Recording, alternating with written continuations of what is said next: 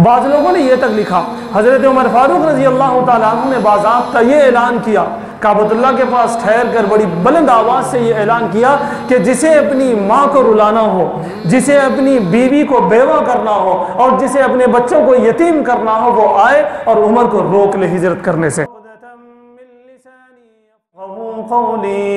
अल्लाहुम्मा सल्लि अला मुहम्मद व अला आलि मुहम्मद कमा सल्लैता अला इब्राहीम व अला आलि इब्राहीम इन्नका हमीदुम मजीद। अल्लाहुम्मा बारिक अला मुहम्मद व अला आलि मुहम्मद कमा बारकता अला इब्राहीम व अला आलि इब्राहीम इन्नका हमीदुम मजीद। मेरे मोहतरम बुजुर्गों और नौजवान दोस्तों, जैसा कि आप जानते हैं सीरतुन नबी सल्लल्लाहु अलैहि वसल्लम का सिलसिला चल रहा है। पिछले जुमा में मदीने मुनव्वरा के कुछ लोग आप सल्लल्लाहु अलैहि वसल्लम की खिदमत में हाजिर हुए थे और बैअत उक़बा ऊला, बैअत उक़बा सानिया हुआ था। उसके सिलसिले में तफसील से आप हज़रात के सामने बात आई। आज के इस खिताब में इंशाअल्लाह नबी पाक सल्लल्लाहु अलैहि वसल्लम के मदीने मुनव्वरा हिजरत करने का जो वाक़या है उसका पहला चैप्टर इंशाअल्लाह आपके सामने आएगा। जैसा कि आप जानते हैं, बैअत उक़बा सानिया में नबी पाक सल्लल्लाहु अलैहि वसल्लम की खिदमत में हज के मौके पर 72 या 73 लोग हाजिर हुए, जिनमें 2 औरतें थीं, बाकी सारे मर्द थे। और उन्होंने नबी पाक सल्लल्लाहु अलैहि वसल्लम से इसरार फरमाया था कि आप हमारी बैअत फरमाएं और हमें इस्लाम में दाखिल करें। नबी पाक सल्लल्लाहु अलैहि वसल्लम बैअत के लिए तैयार हो गए। उसके बाद उन लोगों ने आप सल्लल्लाहु अलैहि वसल्लम से अर्ज़ किया कि या रसूलल्लाह, किस चीज़ पर हम बैअत करें। आप सल्लल्लाहु अलैहि वसल्लम ने इसके लिए फरमाया सम्अ व ताअ।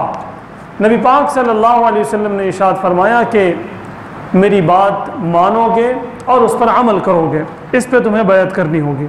मैं जो कुछ कहूँगा बग़ैर किसी चूँ चरा के तुम उसे मानोगे और उस पर अमल करोगे, इस पर बैअत होगी, इस पर वादा होगा। दूसरा, अल्लाह के रसूल सल्लल्लाहु अलैहि वसल्लम ने इरशाद फरमाया अल इन्फाक़ु फ़िल उसरी वल युस्र। आप सल्लल्लाहु अलैहि वसल्लम ने दूसरी बैअत फरमाई, दूसरा वादा लिया और फरमाया कि तुम दीन के लिए ख़र्च करोगे और मेरे लिए ख़र्च करोगे और मैं जहाँ कहूँगा वहाँ ख़र्च करोगे, तंगी में भी फराखी में भी। चाहे तुम्हारा हाथ टाइट हो तब भी तुम खर्च करोगे, चाहे तुम्हारा हाथ खुला हुआ हो, तुम्हारे पास बहुत ज़्यादा पैसा हो तब भी तुम खर्च करोगे अगर हम कहेंगे और शरीयत कहेगी। इसके लिए भी सहाबा इकराम तैयार हो गए। तीसरी चीज़, अल्लाह के रसूल सल्लल्लाहु अलैहि वसल्लम ने इरशाद फरमाया अल अम्रु बिल मारूफ वन नही अनिल मुनकर। हर हालत में अच्छे कामों की तुम दावत दोगे और गलत कामों से तुम लोगों को रोकोगे, इस पर भी तुम्हें बैअत करनी होगी। सहाबा इकराम इस पर भी तैयार हो गए। चौथी चीज़ जो बहुत ज़्यादा अहम है, आप सल्लल्लाहु अलैहि वसल्लम ने इरशाद फरमाया चाहे हालात जैसे हो, चाहे हालात जैसे हो, तुम्हें अपने आप से ज़्यादा, अपनी औलाद से ज़्यादा, अपने वालिदैन से ज़्यादा, अपने माल से ज़्यादा, अपने कारोबार से ज़्यादा मुझसे मोहब्बत करनी होगी, अल्लाह से मोहब्बत करनी होगी, शरीयत से मोहब्बत करनी होगी। सहाबा इकराम ने 1 मिनट भी नहीं सोचा और कहा कि हाँ, हम इसके लिए भी तैयार हैं। ये 4 बैअत है, ये 4 वादे हैं। आम तौर से जो सीरत निगारों ने जिक्र किए हैं, इस पर अल्लाह के रसूल सल्लल्लाहु अलैहि वसल्लम ने वादा लिया, आहद करवाया, ये बैअत उक़बा सानिया हुआ। इसके बाद सहाबा इकराम रज़ी अल्लाह तआला अजमईन मदीने मुनव्वरा से, मक्के मुकर्रमा से मदीने मुनव्वरा यानी कि यसरब जो उस वक़्त का गांव था, उस वक़्त का शहर था, वहाँ पहुँच गए। जब ये बात हो गई तो पूरे मक्के के अंदर ये बात फैल गई कि मदीने वालों ने मोहम्मद सल्लल्लाहु अलैहि वसल्लम का साथ देने का इरादा किया है और बैअत की है और पक्का उन्होंने इरादा किया है। जब ये बात आम हो गई तो मक्के के जो लोग थे, जो जालिम लोग थे, जैसा कि आप जानते हैं कि बहुत सारे लोग ऐसे थे जो भी अल्लाह के रसूल सल्लल्लाहु अलैहि वसल्लम को मानने की कोशिश करता, जो भी आप सल्लल्लाहु अलैहि वसल्लम की पैरवी करने की कोशिश करता, और जो कोई अल्लाह के रसूल सल्लल्लाहु अलैहि वसल्लम के लाए हुए दीन को अपनाने की कोशिश करता तो उस पर कई तरह के जुल्म के पहाड़ तोड़े गए। तो ऐसे सरगनों ने ये बात शुरू कर दी कि वो कौन है जो मदीने से आए हैं और ये कहते हैं कि हम मोहम्मद सल्लल्लाहु अलैहि वसल्लम का साथ देंगे, हम अपनी जान तक कुर्बान कर देंगे, हम अपना माल तक कुर्बान कर देंगे, हम अपनी औलाद तक कुर्बान कर देंगे, लेकिन रसूल सल्लल्लाहु अलैहि वसल्लम को कुछ होने नहीं देंगे। आखिर ये लोग कौन हैं? लोग मक्के में गश्त करना शुरू कर दिए, यहाँ तक कि एक एक आदमी को जाकर पूछने लगे। मदीने के लोगों से भी पूछा, अतराफ़ के लोगों से भी पूछा कि क्या तुमने ये बयात की है, क्या ये बात सही है कि ऐसी बयात हुई? जैसा कि आप जानते हैं, बल्कि आपको जानना चाहिए, ये बयात उक़बा सानिया भी जो हुई थी वो भी छुप छुपा कर हुई थी। लोगों से डरते हुए, कुफ़ार मक्का से छुप छुपाते हुए आप सल्लल्लाहु अलैहि वसल्लम के पास पहुँचे थे और ये पूरा मामला हुआ था और वो वहाँ से रवाना भी हो चुके थे। लोगों ने कहा कि हमने तो ऐसी कोई बैत नहीं की। उसमें कुफ़ार भी शामिल थे, मुनाफिकीन भी शामिल थे। उन सब ने मक्के वालों को ये कहा कि हमने तो कोई बैत नहीं की और हमें कोई मालूम भी नहीं है। यानी कि राजदाना तौर पर ये बात हुई और यहाँ से सहाबा इकराम जो 73 आए थे वो वापस चले गए। और लेकिन इन लोगों को एक यकीन हो चुका था कि ऐसा कुछ हुआ है, और चूँकि आप सल्लल्लाहु अलैहि वसल्लम ने ये इजाज़त दे दी थी, अल्लाह के रसूल सल्लल्लाहु अलैहि वसल्लम को वही के ज़रिए से ये इत्तला दे दी गई थी कि अब सारे के सारे मुसलमानों को यहाँ से मदीना मुनव्वरा के लिए हिजरत करना है। तो आप सल्लल्लाहु अलैहि वसल्लम ने जब इजाज़त दी तो एक के बाद एक यहाँ से सहाबा इकराम हिजरत करने लगे। जब सहाबा इकराम हिजरत करने लगे तो सहाबा इकराम को रोका गया, सहाबा इकराम को मारा और पीटा गया, सहाबा इकराम की जायदादें जब्त कर ली गई, बहुत कुछ हुआ।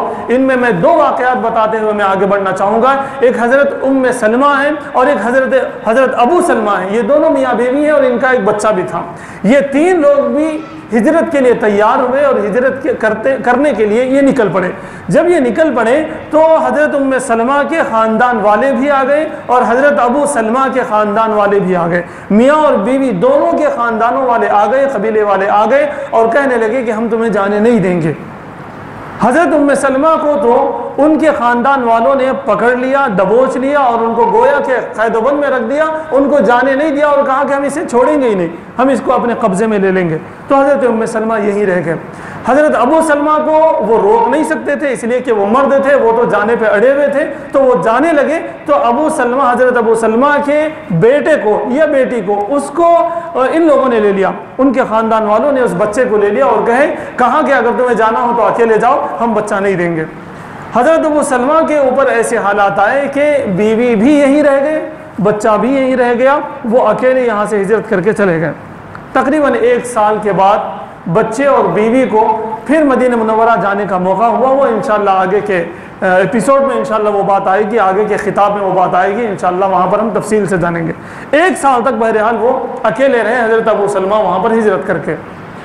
ये एक ऐसा वाक़या था। ऐसे बहुत सारे वाक़यात पेश आए।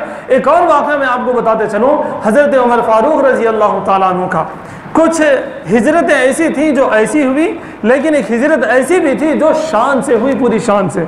हज़रत उमर रज़ी अल्लाह ताला अन्हु को कौन नहीं जानता, वो बड़े जरी थे, बड़े हिम्मत वाले थे, बड़े बहादुर थे। जब हज़रत उमर फ़ारूक रज़ी अल्लाह ताला अन्हु का इरादा हुआ कि वो हिजरत करेंगे तो उन्होंने बाज़ाब्ता ये बातें लिखी हुई हैं किताबों में कि उन्होंने अपना नेज़ा लिया जो अपनी कमर में लगाया और अपनी तलवार ली जो कि दूसरी कमर की दूसरी साइड उन्होंने लगाई और उन्होंने तीर की कमान ली और उसे पीठ में लगाया और तीर के जो निशान हुआ करते हैं, जो एरोस हुआ करते हैं, वो अपने हाथ में ले लिए और लेकर मक्के मुकर्रमा में काबतुल्लाह के पास आए। काबतुल्लाह के पास एक माहौल होता था कि लोग अपनी अपनी टोलियां बनाकर, अपने अपने जमगट्टे बनाकर वहाँ पर गपशप मारते बैठते या फिर इबादतें करते बैठते या कोई मसले मसाइल होते तो उन्हें हल कर लेते बैठते। तो मक्के काबतुल्लाह के पास लोग बैठे हुए होते। हज़रत उमर फ़ारूक रज़ी अल्लाह ताला अन्हु सीधा काबतुल्लाह के पास गए, जाके काबतुल्लाह के चक्कर लगाए, तवाफ़ किया, 7 चक्कर लगाए। उसके बाद उन्होंने ऐलान किया। बाज़ लोगों ने ये लिखा कि एक एक एक कबीले के पास एक एक गिरोह जो वहाँ पर बैठा हुआ था, एक एक कमेटी आप समझिए, या एक एक हल्का जो वहाँ पर बैठा हुआ था, उनके एक एक के पास गए और जाकर कहने लगे कि किस में दम है, तो अगर किसी में दम है तो वो मुझे रोक ले, मैं यहाँ से यसरब के लिए जा रहा हूँ, हिजरत कर रहा हूँ, मैं यहाँ से मदीने हिजरत कर रहा हूँ, अगर किसी में दम है तो वो रोक ले। एक एक को जाकर हज़रत उमर रज़ियल्लाहु ताला अन्हु ने कहा, लेकिन किसी की हिम्मत नहीं हुई कि कोई उन्हें रोक ले। बाज़ लोगों ने यह तक लिखा, हज़रत उमर फारूक रज़ियल्लाहु ताला अन्हु ने बाज़ाब्ता ये ऐलान किया, काबतुल्लाह के पास ठहर कर बड़ी बुलंद आवाज़ से ये ऐलान किया कि जिसे अपनी माँ को रुलाना हो, जिसे अपनी बीवी को बेवा करना हो और जिसे अपने बच्चों को यतीम करना हो, वो आए और उमर को रोक। लेकिन किसी की हिम्मत नहीं हुई कि वो अपने बच्चों को यतीम करवाता, या अपनी बीवी को बेवा करवाता, या अपनी माँ को रोने पर मजबूर करता। हज़रत उमर रज़ी अल्लाह तआला अन्हु को किसी ने रोका नहीं और हज़रत उमर रज़ी अल्लाह तआला अन्हु भी यहाँ से हिजरत कर गए। सारे सहाबा इकराम चले गए, गिने चुने सहाबा इकराम मौजूद थे, जिनमें हज़रत अली रज़ी अल्लाह तआला अन्हु और हज़रत अबू बकर रज़ी अल्लाह तआला अन्हु भी थे। इधर जब ये बात मालूम हुई कि मक्के से तमाम के तमाम मुसलमान तकरीबन जा चुके हैं मदीने मुनव्वरा, अब यहाँ पर कोई ज़्यादा लोग नहीं हैं, तो ये जो सरगने थे मक्के के, जो आप सल्लल्लाहु अलैहि वसल्लम के जानी दुश्मन बने हुए थे, इन लोगों ने एक मीटिंग की, बड़ी अहम मीटिंग की, एक खुफिया मीटिंग की, जिसके अंदर 20 से 25 लोगों के नाम आते हैं कि वो लोग जमा हुए। और जमा होने के बाद और ये मामला होने लगा, ये तय होने लगा, ये स्केच डालने लगे कि अब नबी पाक सल्लल्लाहु अलैहि वसल्लम का कुछ ना कुछ फाइनल करना है। एक ने मशवरा दिया कि इनको हम क़ैद करते हैं, क़ैद करके इनको रखेंगे और इनको जितना सताना है उतना सताएंगे और वो ऐसे ही अपनी मौत मर जाएंगे। तो लोगों ने कहा कि अगर इनको हम क़ैद करेंगे और लोगों को मालूम होगा, मदीने वालों को, यसरब वालों को मालूम होगा कि हमने क़ैद किया है, वो लोग पहले ही वादा कर चुके हैं कि हम अपनी जान पर खेल कर मोहम्मद को बचाएंगे, तो वो लोग आएंगे और हमें शिकस्त देंगे और मोहम्मद को यहाँ से लेकर चले जाएंगे। ये राय सही नहीं है। बाज़ लोगों ने कहा कि हम उनको यहाँ से जिलावतन कर देंगे, यहाँ से भगा देंगे, वो कहीं भी जाएं रहें, कुछ भी कर लें, उससे अपना वास्ता नहीं। तो लोगों ने कहा कि नहीं, ऐसा कैसा हो सकता भाई, वो अगर यहाँ से जाएंगे तो मदीने जाएंगे और वो बहुत ज़्यादा, उनकी मेजॉरिटी बढ़ जाएगी, वो मुसलमान बहुत ज़्यादा होंगे मदीने में, फिर वहाँ से वो लोग आके हम पर हमला करेंगे और हमें ख़त्म कर देंगे, ऐसा भी नहीं हो सकता। फिर एक ने ये राय दी, बाज़ लोगों ने कहा कि ये शैतान था जो एक इंसान की शक्ल में आया था, उसने ये राय दी कि मोहम्मद सल्लल्लाहु अलैहि वसल्लम को नऊज़ बिल्लाह ख़त्म ही कर देंगे, फिर से ही ख़त्म कर देंगे, जान से उनको मार देंगे, उन्हीं के घर में काम तमाम ख़त्म हो जाएगा। इस पर लोगों ने ये कहा कि भाई कोई एक तो जाके मारेगा नहीं, इसलिए कि जो भी मारेगा उसके ऊपर क़िसास होगा और उसके ऊपर जो है अल्लाह की लानत आएगी, इसलिए कि वो लोग जानते हैं कि ये अल्लाह के नबी है। तो कोई एक आदमी या कोई एक कबीले वाले आगे नहीं बढ़ रहे थे कि हम आप सल्लल्लाहु अलैहि वसल्लम को ख़त्म करेंगे। फिर एक ने जो है मशवरा दिया कि ऐसा करते हैं कि जितने हमारे कबीले हैं, कुरैश को छोड़कर, बनु मुत्तलिब को छोड़कर, जो बाकी के जो ख़ानदान हैं, जो बाकी के कबीले हैं, उन तमाम कबीलों का एक एक नौजवान मोहम्मद सल्लल्लाहु अलैहि वसल्लम के घर को घेरते हैं। फिर जब वो सुबह सुबह निकलेंगे तो सब मिलकर उन पर हमला करेंगे। जब सब मिलकर उन पर हमला करेंगे तो कोई एक जो है, कोई एक क़िसास में नहीं आएगा। किसको बोल के क़िसास में ख़त्म करेंगे, यानी कि जान के बदले जान किसकी लेंगे, जबकि 25 नौजवान वहाँ पर होंगे। अगर दियत होगी, यानी कि अगर खून बहा देना पड़ेगा, तो हम सब मिलके देंगे, किसी पे बर्डन भी नहीं होगा। ये उन लोगों ने तय कर लिया। इधर अल्लाह के रसूल सल्लल्लाहु अलैहि वसल्लम को अल्लाह रब्बुल इज़्ज़त ने इत्तला दे दी कि इनकी ये प्लानिंग चल रही है, इसलिए कि अल्लाह के रसूल सल्लल्लाहु अलैहि वसल्लम पर ये आयत नाजिल हुई, वमकरू वमकर अल्लाह वल्लाहु खैरुल माकिरीन। वो भी आइडियाज़ करते हैं, वो भी स्केच बना रहे, लेकिन अल्लाह भी स्केच बना रहे, अल्लाह भी प्लानिंग कर रहे हैं। और अल्लाह की प्लानिंग सब प्लानिंगों से सबसे बेहतरीन प्लानिंग है। ये अल्लाह रब्बुल इज़्ज़त ने आयत नाजिल फरमाई और अल्लाह के रसूल सल्लल्लाहु अलैहि वसल्लम को इशारा दे दिया कि ऐसा ऐसा होना है। अल्लाह के रसूल सल्लल्लाहु अलैहि वसल्लम ने, चूँकि आपके पास अमानतें मक्के वालों की रखी हुई होती थी, बहुत सारी अमानतें, किसी के पैसे हैं, किसी के डॉक्यूमेंट्स हैं, किसी के हथियार हैं, कुछ है, बहुत सारी चीज़ें मक्के वाले आप सल्लल्लाहु अलैहि वसल्लम के पास अपनी अमानतें रखा करते थे। अमानत यानी कि वो अगर कहीं जाना हो, अगर उन्हें कहीं सफ़र करना हो या फिर कहीं भी कोई भी ऐसी बात हो, तो वो आप सल्लल्लाहु अलैहि वसल्लम के पास अपने अहम चीज़ें, अपने गहने, अपने सोने चांदी के चीज़ें, अपने हथियार, अपना पैसा, अपने डॉक्यूमेंट्स जो भी होते थे वो आप सल्लल्लाहु अलैहि वसल्लम के पास लोग रखते थे। आप सल्लल्लाहु अलैहि वसल्लम को यह हुक्म हो गया कि आप मदीने हिजरत करें, खुद आप भी मदीने हिजरत करें। आप सल्लल्लाहु अलैहि वसल्लम ने सोचा कि भाई इन तमाम लोगों की अमानतें मेरे पास हैं। हज़रत अली रज़ी अल्लाह ताला अन्हु को बुलाया और कहा कि ये अमानतें हैं, ये तुम सुबह सब लोगों को लौटाना, फिर मदीने आ जाना। आप सल्लल्लाहु अलैहि वसल्लम ने इतना ही बताया। हज़रत अली रज़ी अल्लाह ताला अन्हु को मालूम था कि आप सल्लल्लाहु अलैहि वसल्लम के जान का ख़तरा है।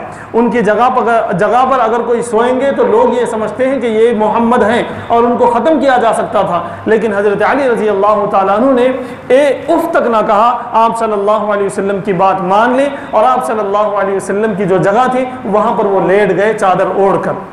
जब वो लोग रात में आए, रात में आके देखे कि आप सल्लल्लाहु अलैहि वसल्लम सो रहे हैं, वो समझे कि आप सल्लल्लाहु अलैहि वसल्लम हैं, लेकिन वहाँ आप सल्लल्लाहु अलैहि वसल्लम नहीं है, हज़रत अली रज़ी अल्लाह ताला अन्हु है। और जैसे आप सल्लल्लाहु अलैहि वसल्लम बाहर निकलने लगे तो आपने ये आयत करीमा पढ़ा जो सूरह यासीन के अंदर है, वजअलना मिन बैनि ऐदीहिम सद्दन व मिन खल्फिहिम सद्दा फअग़शयनाहुम फहुम ला युबसिरून। ये पढ़कर मुट्ठी में थोड़ी सी आप सल्लल्लाहु अलैहि वसल्लम ने मिट्टी ली, मिट्टी लेकर उस पर दम किया और उसको हवा में उड़ा दिया। अल्लाह रब्बुल इज़्ज़त के हुक्म से वो तमाम जितने दुश्मन पहरा दे रहे थे कि जब मोहम्मद निकलेंगे तो हम उन्हें ख़त्म ही कर देंगे, उन तमाम पर अल्लाह रब्बुल इज़्ज़त ने गुनूदगी नाजिल फरमा दी। अल्लाह रब्बुल इज़्ज़त ने उनको नींद में डाल दिया और उनकी आँख लग गई। आप सल्लल्लाहु अलैहि वसल्लम वहाँ से उनके सामने से चले, लेकिन वो आप सल्लल्लाहु अलैहि वसल्लम को देख न सके। इस आयत के बारे में बहुत सारे मुफस्सिरीन ने लिखा है कि दुश्मन अगर हमारी घात में हो, अगर दुश्मन चाहता हो कि हमें दबोच ले, हमें मार दे, उस वक्त भी अगर ये आयत पढ़ते हुए अगर हम वहाँ से निकले तो दुश्मन की मजाल के वो हमें देख भी सके। लेकिन ज़रूरी ये है कि हम हक़ पे हों। हम जालिम हैं फिर ये आयत पढ़ रहे तो और उनकी आँखें रोशन हो जाएंगी, हमारे को वो देख लेंगे। अगर हम हक़ पर हैं, सामने वाले नाहक़ पर हैं, तो इस तरह की आयतें हम इस्तेमाल कर सकते हैं, इसकी बिल्कुल इजाज़त है। बहरहाल जब आप सल्लल्लाहु अलैहि वसल्लम अपने घर से चले तो सीधा हज़रत अबू बकर सिद्दीक़ रज़ी अल्लाह ताला अन्हु के घर पर गए। जाके देखा कि हज़रत अबू बकर सिद्दीक़ रज़ी अल्लाह ताला अन्हु को कहा कि अल्लाह रब्बुल इज़्ज़त ने हुक्म दे दिया है कि मैं भी मदीने हिजरत करूँ। हज़रत अबू बकर सिद्दीक़ रज़ी अल्लाह ताला अन्हु ने बड़े शौक़ से, बड़े उम्मीद के साथ आप सल्लल्लाहु अलैहि वसल्लम से सवाल किया कि या रसूलल्लाह, आपकी मईयत में कौन होगा, आपके साथ इस सफ़र में कौन होगा, अल्लाह का क्या हुक्म है, वो कौन खुश नसीब है जो आपके साथ होगा। अल्लाह के रसूल सल्लल्लाहु अलैहि वसल्लम ने इरशाद फरमाया कि अबू बकर, वो खुशकिस्मत तुम ही हो, तुम ही हमारे साथ चलोगे, हम दोनों चलेंगे मदीने मुनव्वरा। हज़रत आयशा सिद्दीक़ा रज़ी अल्लाह ताला अन्हा बताती हैं कि मैं वहाँ पर मौजूद थी। मेरे वालिद मोहतरम यानी कि हज़रत अबू बकर सिद्दीक़ रज़ी अल्लाह ताला अन्हु ज़ारो क़तार रोने लगे।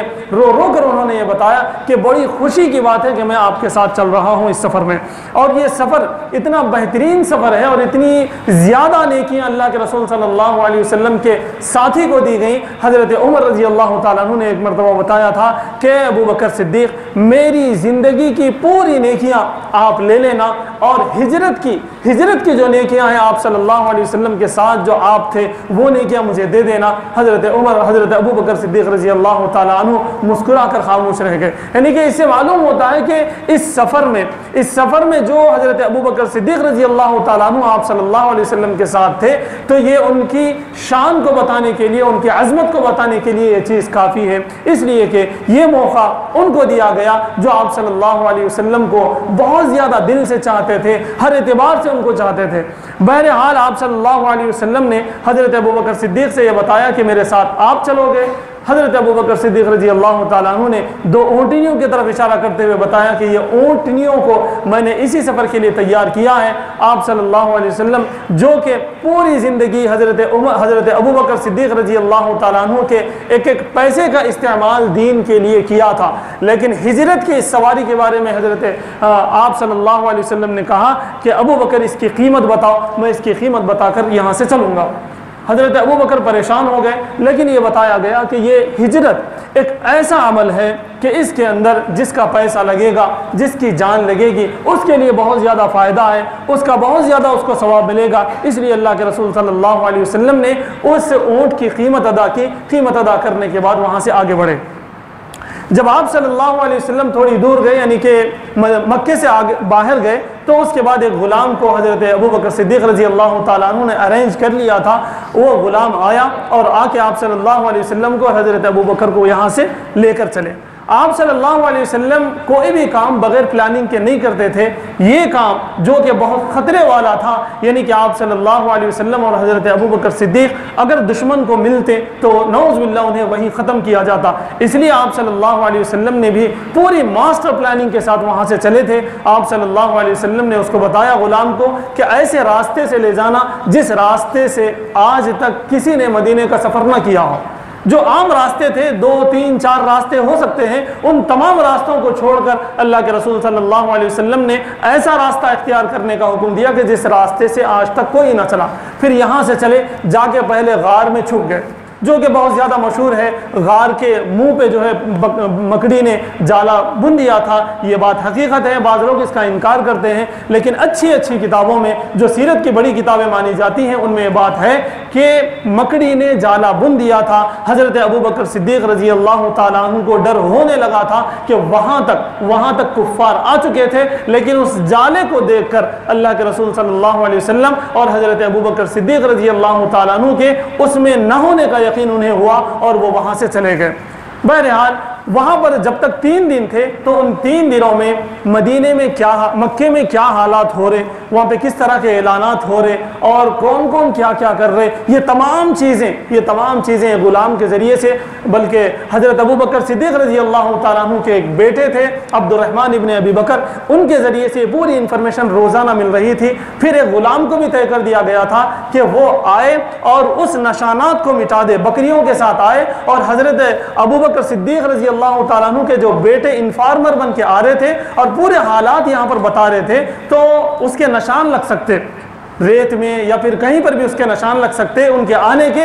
तो बकरियों को लेके ग़ुलाम आता और वहाँ से बकरियाँ चलाता तो लोगों को उसके निशान भी ख़त्म हो जाते। और हज़रत अस्मा के बारे में ये बात आती है कि हज़रत अबू बकर सिद्दीक़ और नबी पाक सल्लल्लाहु अलैहि वसल्लम के लिए उन 3 दिनों में इन्होंने तोशा ले जा कर पहुँचाया। वहाँ पर खाना भी चल रहा था, वहाँ पर इंफॉर्मेशन भी चल रहा था। ये पूरी एक स्ट्रैटेजी थी आप सल्लल्लाहु अलैहि वसल्लम की, एक प्लानिंग थी। उस प्लानिंग के तहत आप सल्लल्लाहु अलैहि वसल्लम चले। वहाँ पर बहुत सारे ऐलान हुए।